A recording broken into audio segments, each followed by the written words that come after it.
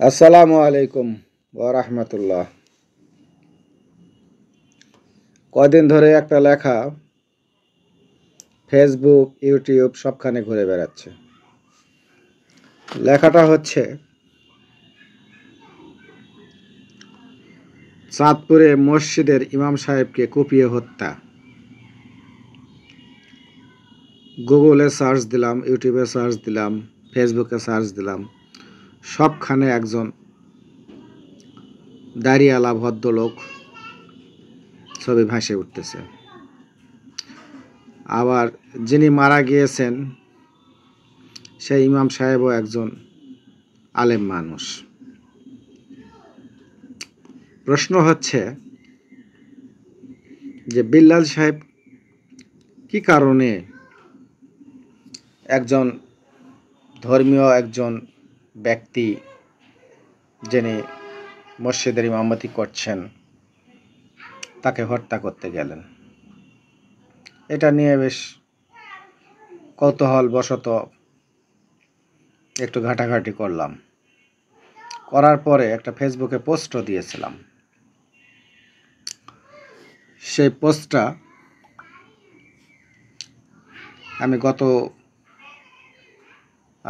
গতকাল দিয়েছিলাম যে চাঁদপুরে মসজিদের ভেতর ইমাম সাহেবকে কুপিয়ে হত্যার প্রসঙ্গে বিল্লাল হোসেনের দৃষ্টিতে তিনি ঠিক আছেন। ইমাম সাহেবের দৃষ্টিতে ইমাম সাহেবও ঠিক আছেন। প্রশ্ন হলো সমস্যাটা কোথায় তাহলে? ইমাম সাহেব বোঝাতে চেয়েছিলেন যদি একটি অফিসের প্রধান বা বস বা মেইন অফিসার বা ডিজি যদি একজন ব্যক্তি অফিসার হন, ডিজি সর্বেসর্বা, তিনি তার অফিসে যদি কোনো পিয়ন বা দপ্তরি বা অফিস সহকারী নিয়োগ দেন, তবে আমরা আমাদের কোনো আবেদনের ব্যাপারে বা ওই অফিস সংলগ্ন সেবাগ্রহীরা তাদের সেবার জন্য পিয়নের কাছে আবেদন করে না। আবেদনের মাধ্যম বা আবেদনের হয়, যাকে উদ্দেশ্য করে আবেদনটা লেখা হয়, বরাবর যেটাকে বলা হয়, হ্যাঁ, বরাবরটা হয় অফিসের বস। আর যিনি পিয়ন থাকেন বা দপ্তরি বা অফিস সহকারী যিনি থাকেন, তিনি সেই অফিসের বার্তা বা চিঠিপত্র ইত্যাদি আনা নেওয়ার কাজ করেন। তেমনি রূপে আল্লাহ পাক এই বিশ্ব ব্রহ্মাণ্ড থেকে শুরু করে যাবতীয় যা কিছু আছে সব কিছু তিনি মালিক। তিনি যখন কোনো বাণী প্রচার করার চিন্তা করেন তখন রসুল প্রেরণ করে থাকেন যুগে যুগে। এরপরে বান্দার কাছ থেকে কোনো ফরিয়াদ শুনবার জন্য উনি লক্ষ লক্ষ ফেরেশতা নিযুক্ত করে রেখেছেন। এটা ওনার এখতিয়ার। অর্থাৎ রাসূল এখানে বার্তাবাহকের কাজ করেন বা পিয়নের কাজ করেন, এটা উনি বোঝাতে চাইছেন। এখন প্রশ্ন হচ্ছে এই কথার মধ্যে ভুল ইমাম সাহেব দেখতে পাননি, এই কারণে উনি ওই সেন্সে বলছেন। আর বিল্লাল হোসেন মনে করছেন যে রাসূল পিয়ন হতে যাবে কেন? রাসূল তো হাবিব আল্লাহ, আল্লাহর বন্ধু, রাসূল আল্লাহ, আল্লাহর রসুল, তাহলে ওনার সম্মান অনেক উপরে। যুগে যুগে যত আম্বিয়া কেরাম আসছেন, রসুল আসছেন, নবী আসছেন, উনি সবার সেরা, তাহলে ওনার সম্মান অনেক বেশি। ওনার সুপারিশ ক্রমে আল্লাহ পাক জান্নাত জাহান্নাম মঞ্জুর করবেন, তাহলে উনি অনেক অনেক ইজ্জতের অধিকারী। এই কথাটা উনি বোঝাতে চেয়েছেন। ঠিক আছে, ব্যক্তিগত ব্যাপার, তার ব্যক্তিগত বললেও ভুল হবে, যে এটাও এক ধরনের ধর্মীয় বিশ্বাস। আর ইমাম সাহেব যেটা বলছেন সেটাও এক ধরনের ধর্মীয় বিশ্বাস। সবই ঠিক আছে, আমরা দুই বিশ্বাসেই একমত বা দুই ধরনের বিশ্বাসই আমরা পোষণ করি। প্রশ্ন হচ্ছে বিল্লাল সাহেবের কি ভালো লাগলো না লাগলো, আর ইমাম সাহেবের কি ভালো লাগলো না লাগলো, এর দ্বারা সমাজ খুব একটা প্রভাবিত হবে না বা হওয়া উচিত নয়। কারণ ওনার বক্তব্য উনি দিয়েছেন, বিল্লাল সাহেবের কোনো ফ্রন্ট সামনে থাকলে উনিও ওনার বক্তব্য রাখবেন, এটাই নিয়ম। কিন্তু ভদ্রলোক ওই পরিমাণ ধৈর্য ধরতে পারলেন না যে উনি কোনো ফ্রন্টে গিয়ে কথা বলবেন। উনি করলেন কি, চাপাতি নিয়ে আসলেন, হুজুরকে কোপাইলেন এবং হত্যা করলেন। বিল্লাল সাহেবের মতামত পর্যন্ত ঠিক ছিল, ইমাম সাহেবের বক্তব্য পর্যন্ত ঠিক ছিল, আমরা দুটাতেই একমত ছিলাম। কিন্তু বিল্লাল সাহেব যে কাজটা করছে সেটা রাষ্ট্রবিরোধী, রাষ্ট্রের আইন বিরোধী এবং সমাজের শান্তি শৃঙ্খলা বিরোধী কাজ, এটা তো মানা যায় না। বিল্লাল সাহেবের ফাঁসি হওয়া উচিত রাষ্ট্রীয় আইনে, কারণ এই রাষ্ট্রে খুনিরা ফাঁসিতে ঝোলে, এটাই আমরা ছোটবেলা থেকে দেখে আসছি বা সংবিধানে তাই আছে। তাহলে বাংলাদেশের আইনে বা সংবিধানে যদি হত্যার বদলা ফাঁসি আইন থাকে, তাহলে সেটাই হবে বিল্লাল সাহেবের ব্যাপারে। এরকম একটা পোস্ট আমি দিয়েছি। যদি এটা না করা হয় তাহলে কি হবে, যদি বিল্লাল সাহেবকে ফাঁসি না দেওয়া হয় তাহলে এটার এগেনস্টে আবার সন্ত্রাসের জন্ম নেবে। কীরকম সন্ত্রাস? জঙ্গিবাদ। কারণ বিল্লাল সাহেবের আদর্শের বিপরীতে যে ওহাবি মতবাদ বা জামাতি মতবাদ বা জঙ্গি মতবাদ, আইএসআই জঙ্গি মতবাদ, বিভিন্ন মতবাদ যারা সুপ্তভাবে মনের মধ্যে লালন করে, এরা বিগত 15-16 বছর আওয়ামী শাসনের সময় কন্ট্রোলে ছিল। বর্তমানে আইন শৃঙ্খলা পরিস্থিতি খারাপ, এই সমস্ত জঙ্গিরা আবার মাথাছাড়া দিয়ে উঠবে ওই মতবাদের বিপক্ষে। এতে দেশে একটা সিরিয়া পরিস্থিতি তৈরি হতে পারে। সিরিয়া, আফগানিস্তান বা পাকিস্তানে মসজিদে হামলার যে জঙ্গি ঘটনা, বা বাংলাদেশেও যে সমস্ত ঘটনা বিগত বছরগুলিতে আমরা দেখেছিলাম, বিগত সময়গুলোতে, এগুলো আমরা আর পুনরায় দেখতে চাই না। এই জন্য বিল্লাল সাহেবকে ফাঁসি দিতেই হবে। বিল্লাল সাহেবের ফাঁসির বিপরীতে কোনো রকমের ব্যবস্থা নেই।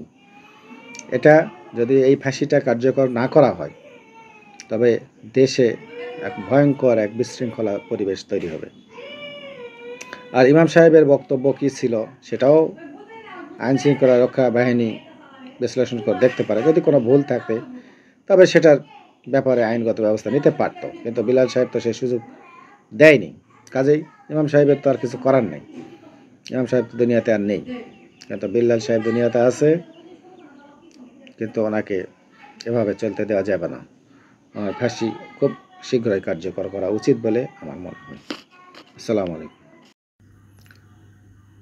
সূরা আল ইমরানের 144 নম্বর আয়াতটি যদি আমরা দেখি, তো সেখানে আল্লাহ পাক বলতেছেন, সূরা আয়াতটা আগে পড়ে শুনে, ওয়ামা মুহাম্মাদুন ইল্লা রাসূলুন قد خلت من قبله الرسل أفإن مات أو قتل انقلبتم على أعقابكم ومن ينقلب على عقبيه فلن يضر الله شيئا وسيجزي الله الشاكرين।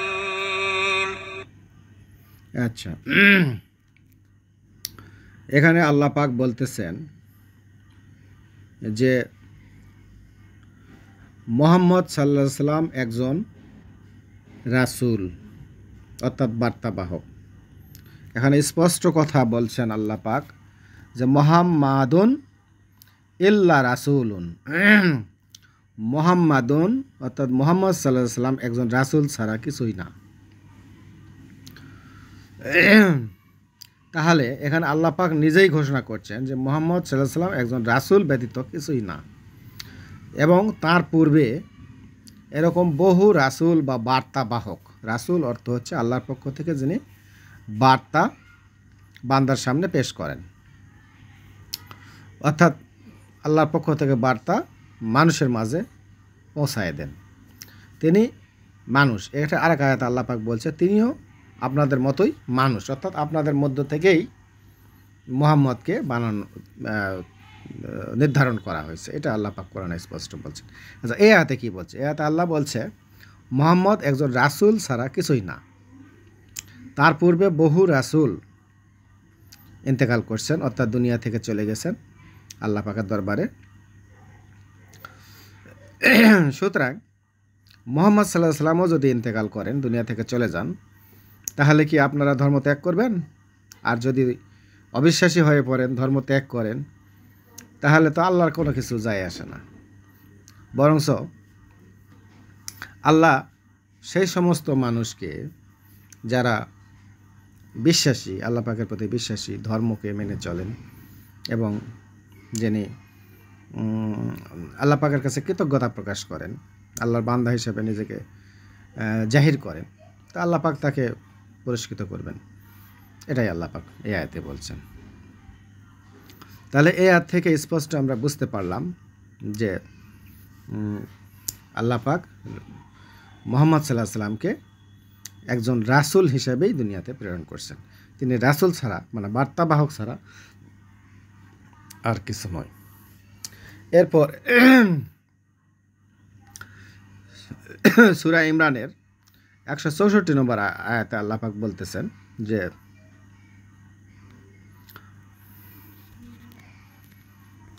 164 নম্বর আয়াত, لقد من الله على المؤمنين إذ بعث فيهم رسولا من أنفسهم يتلو عليهم آياته ويزكيهم ويعلمهم الكتاب والحكمة وإن كانوا من قبل لفي ضلال مبين। আচ্ছা, এখানে আল্লাহ পাক বলতেছেন যে আল্লাহ অবশ্যই বিশ্বাসীদের প্রতি তাদের নিজেদের মধ্য থেকেই একজন রাসূল প্রেরণ করছেন। আল্লাহ পাক অবশ্যই বিশ্বাসীদের মধ্য থেকে, বিশ্বাসীদের জন্য তাদের ওই বিশ্বাসীদের মধ্য থেকেই এই রাসূল প্রেরণ করছেন।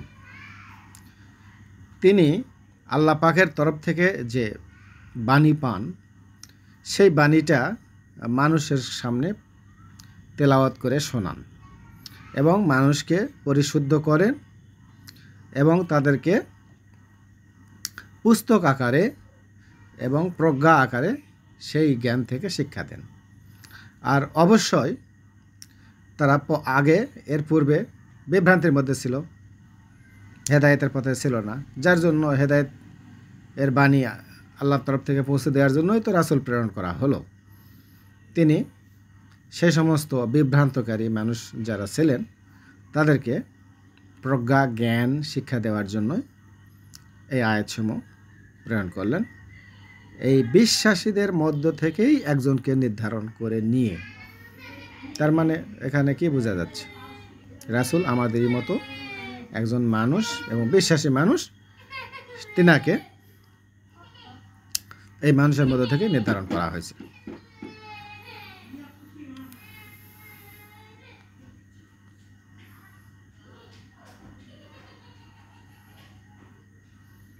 এরপরে আল্লাহ 59 নম্বর আয়াতে বলছেন, সূরা নিসার 59 নম্বর আয়াতে বলছেন যে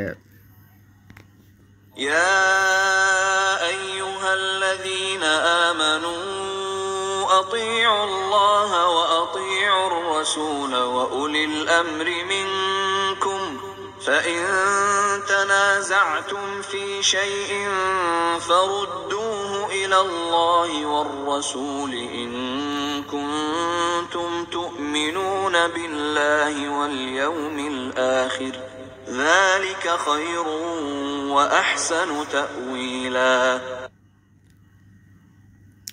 আচ্ছা, এখানে আল্লাহ পাক বলতেছেন যে হে বিশ্বাসীগণ, যদি আপনারা আল্লাহ এবং পরকালের উপর বিশ্বাস স্থাপন করেন বা বিশ্বাস করেন, তাহলে আপনারা আল্লাহ পাকের অনুগত হন অনুগত হন মানে কি? তার ব্যাপারে সবসময় কৃতজ্ঞতা স্বরূপ তার অনুগত হওয়া, তার ইবাদত বন্দেগীতে স্মরণে আত্মমগ্ন হওয়া। যদি আপনারা আল্লাহ পাকে বিশ্বাস করেন এবং পরকালে বিশ্বাস করেন, পরকাল কি? মৃত্যুর পরের যে জীবন, সেটাকেই পরকাল বলা হয়। সেটা কবর থেকে শুরু হয়। মৃত্যুর পরে কবরে দাফন করার পরে আত্মা ইল্লিন বা সিজ্জিন নামক দুইটা স্থানে যায়, সেখান থেকে হাসর নাসর হয়।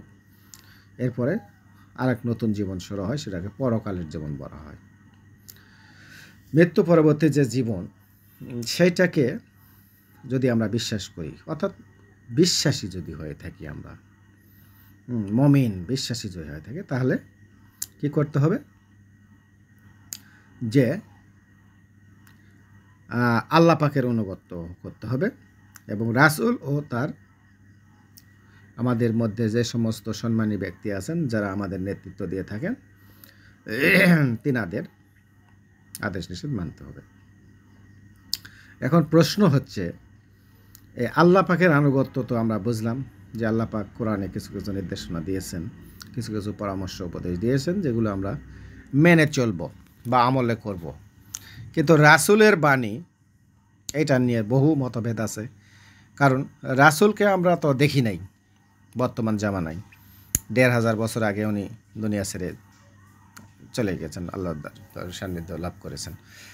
এখন আমরা রাসূলের বাণীটা কিভাবে পাব?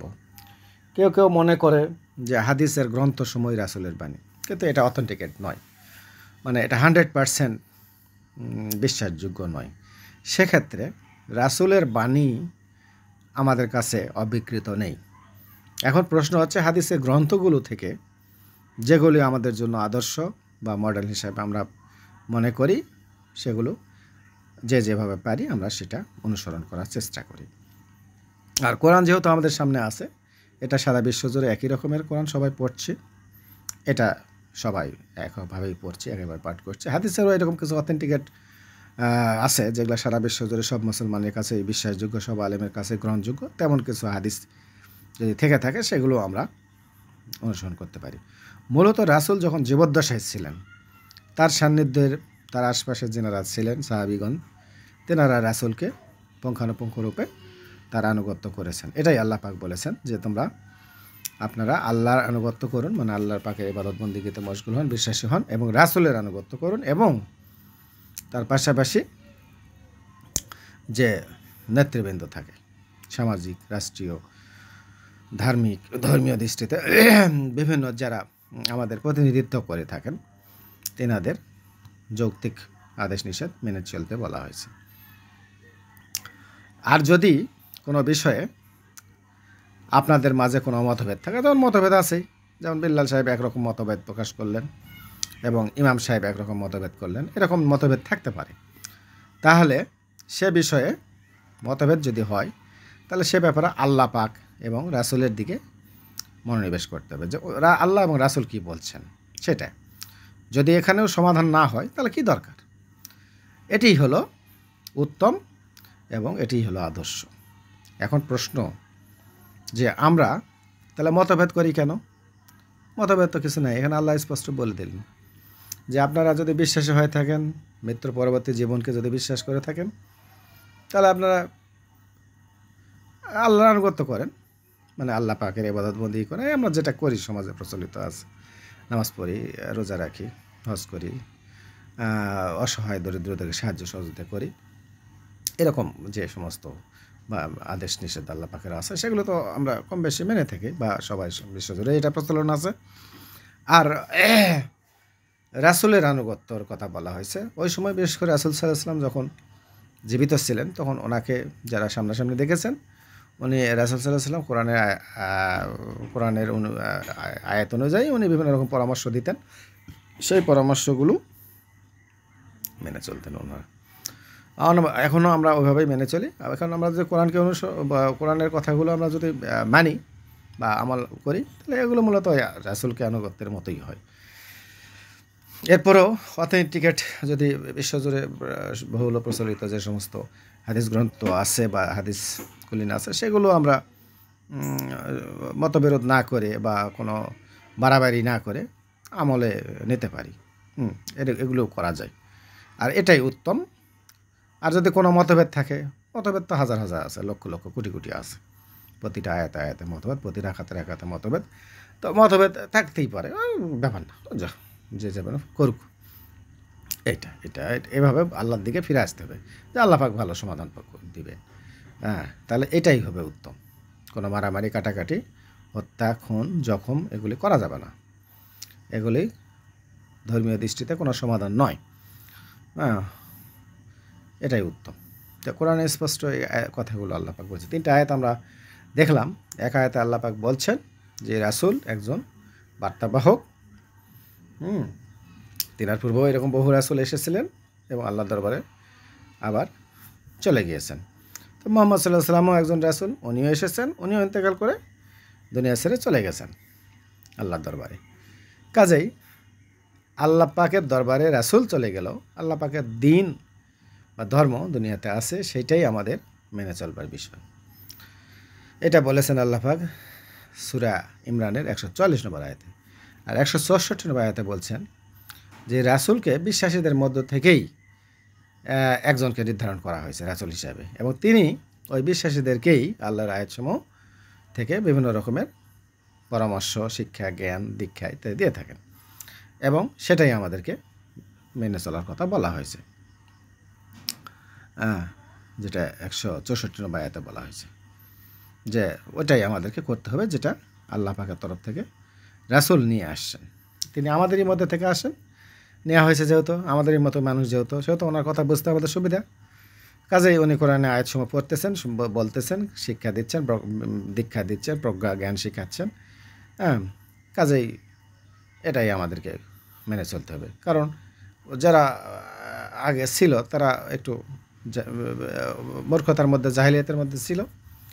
তারপরে রাসূল এসে তো সেই জাহিলিয়াত দূর করার চেষ্টা করলেন বা দীক্ষা দিলেন, শিক্ষা নিলেন, সে থেকে জ্ঞান নিয়ে, শিক্ষা নিয়ে সাহাবীগণ বিশ্বাসী হলেন এবং বিভিন্ন রূপে বিশ্বজুড়ে সেটা প্রচার করলেন।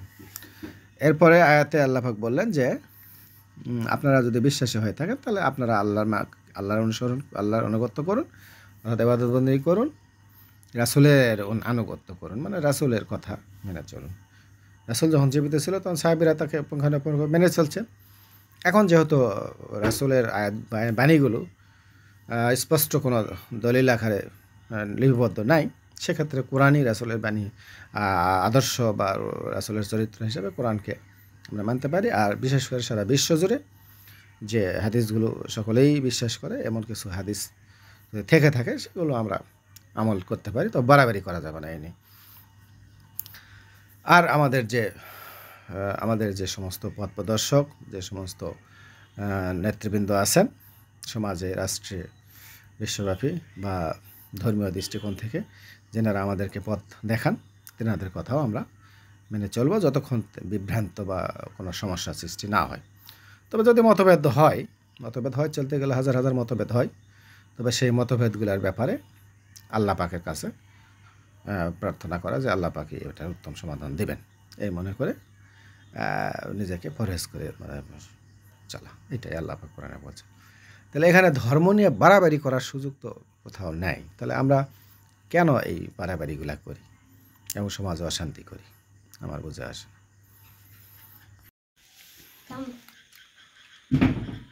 নূর রহমান মাদানী একজন আহলে হাদিসপন্থী বা সালাফিপন্থী আলেম। সালাফি মতাদর্শের মানুষ সমাজের 8-10 জন মানুষ থেকে নিজেদেরকে একটু আলাদা করে রাখতে ভালোবাসেন। তেনারা একটু মসজিদ আলাদা করে নেন, তেনাদের সমাজ জ্ঞাতি এগুলো একটু অন্যদের চাইতে আলাদা। তবে হোক ধর্মীয় মতাদর্শ তো সমাজ ও রাষ্ট্রকে প্রভাবিত করতে পারে না। সমাজ, রাষ্ট্র এগুলি সব মতাদর্শ, ধর্ম, বর্ণ মিলে একাকার। তো যাই হোক, তো উনি একজন আহলে হাদিসপন্থী আলেম, এবং উনি আহলে হাদিস আন্দোলন নামে বাংলাদেশে যে একটা সক্রিয় গ্রুপ আছে, সেই গ্রুপের উনি সক্রিয় সদস্য,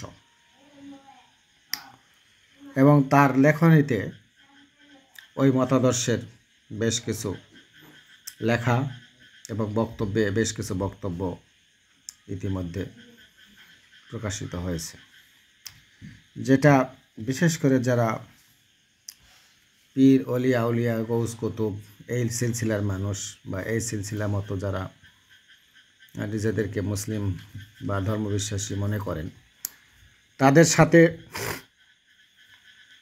সালাফিদের মতের একটু পার্থক্য হয়। তো মত পার্থক্য নিয়ে আমরা ধর্মকে বিবেচনা করি না। যখন যে সিচুয়েশন সামনে আসে, বা যে কোরআনে আয়াত সামনে আসে, বা যে হাদিস সামনে আসে, সেটাকে আমরা একটু বিচার বিশ্লেষণ করি বা একটু বোঝার চেষ্টা করি, ধর্ম পালন করার চেষ্টা করি। এগুলো নিয়ে বাড়াবাড়ি পছন্দ করি না, বা নিজেও করি না, বা কেউ করলে সেটাকে প্রশ্রয় দেয় না। আহলে হাদিসরা কি করে না করে এটা নিয়ে আমাদের অত মাথা ব্যথা নাই, পীরপন্থীরা কী করে না করে সেটা নিয়েও মাথা ব্যথা নাই। আমরা মনে করি সব কিছু মিলেই ধর্ম, সমাজ, রাষ্ট্র, এটা আমাদের নিরাপত্তা, আমাদের রক্ষা কবচ। এখানে এই মতাদর্শ কোনো প্রভাব ফেলতে পারে না। সেই হিসাবে উনি আহলে হাদিস, ওনার মতাদর্শ একটু ভিন্ন হওয়াটাই স্বাভাবিক। তবে যুক্তি আছে, তার কথার মধ্যেও যুক্তি আছে। ওই যে সূরা ইমরানের 144 নম্বর আয়াত আছে, এটা ওনার ওই বক্তব্যের সাথে পুরোপুরি মিলে যায়। তো সেই দৃষ্টিকোণ থেকে বিবেচনা করলে উনি আহলে হাদিস না সালাফি না হানাফি, কি আমাদের এত আদর্শের দরকার নাই। আমাদের দেশটাকে সিরিয়া বা ওই আফগানিস্তান বানাতে যাচ্ছি না, কাজে এসব মতাদর্শ নিয়ে আমরা মাথা ঘাটাতে চাই না। তবে যেহেতু মতবাদ কেন্দ্রিক একটা ঘটনা ঘটাইছে বিল্লাল হোসেন, এটাকে কোনোভাবেই মেনে নেওয়া যাচ্ছে না। এটার উপযুক্ত শাস্তি বা বিচার অবশ্যই হতে হবে। যেহেতু নূর রহমান মাদানী আহলে হাদিস, তারা আলাদা মসজিদেও নামাজ পড়ে, তো সেখানে বিল্লাল হোসেন তার বক্তব্য শুনতে গেল কেন? এটা নিশ্চয়ই কোনো পরিকল্পিত ব্যাপার। তো আমরা চাচ্ছি না যে এই বিষয়গুলো আর সামনে ঘটুক। বিল্লালের ফাঁসির মধ্যে দিয়ে এখানে নিষ্পত্তি হয়ে যায় বিষয়টা। মসজিদের ইমামকে আঘাতকারী বিল্লাল হোসেন, বয়স 50 বছর কাছাকাছি, কম বেশি। তিনি একজন ফেরি করে সবজি বিক্রেতা, খুব কষ্ট করে সংসারটা চালান। ধর্মীয় মাদকতা, উগ্রতা, ধর্মান্ধতা মানুষকে দিক বিদিক জ্ঞান হারিয়ে দেয়। তার এই ক্ষুদ্র যে ফেরি করে তরকারি বেচা, এই উপার্জনের উপরে তার সংসার চলে। তার মেয়ের পড়াশোনা, তার ছেলের পড়াশোনা, তার পরিবারের ভরণ পোষণ, কি দরকার তার এই সমস্ত ফাজলামো করার? তা অনেক অল্প শিক্ষিত মানুষ, পীরপন্থা মানুষ, পীরকে সম্মান করেন, ভালো কথা, যা পারেন করেন, কিন্তু উনি একজন সবজি বিক্রেতা। এই সব খুন খারাপের মধ্যে কেন যেতে হবে তাকে? এখন তার পরিবারের কী অবস্থা? তার যদি ফাঁসি হয়ে যায় তাহলে তার পরিবারের কী অবস্থা হবে? কিন্তু যে অপরাধ করছে তার তো ফাঁসি না দিয়েও রাষ্ট্র অপরাধ দায় নিতে পারে না। ধর্মীয় ধর্মান্ধতা, উগ্রতা মানুষকে অমানুষ পশু বানায় দেয়। বিশ্বজুড়ে ইসরায়েল থেকে শুরু করে ভারতের উগ্র হিন্দুত্ববাদ, ইসরায়েলের জায়নবাদ, মধ্যপ্রাচ্যের শিয়া সুন্নি মতবাদ এবং বাংলাদেশে এই সমস্ত জঙ্গি বিগত 16 বছর শেখ হাসিনার সরকার এদেরকে লাঠির আগালত সোজা করে রাখছিল। বর্তমানে এই লাঠিটা সরে যাওয়ার কারণে আবার সেই শয়তানেরা আবার মাথাচাড়া দিচ্ছে। ফ্যাসিবাদের অন্য যতই দোষ থাক, কিন্তু এইসব আবর্জনাদেরকে দমন করে রাখছিল, একটা গুণ ছিল। এই আবর্জনাগুলা সন্ত্রাস চাঁদাবাজগুলো আবার মাথাছাড়া দিয়ে উঠছে। এদেরকে দমন করা যাচ্ছে না, দেশকে ব্যর্থ রাষ্ট্র বানাতে চাচ্ছে এরা। এসব জঙ্গি উন্মাদনাকে ফাঁসি দিয়ে ক্রস ফায়ার দিয়ে শেষ করে দেওয়া উচিত।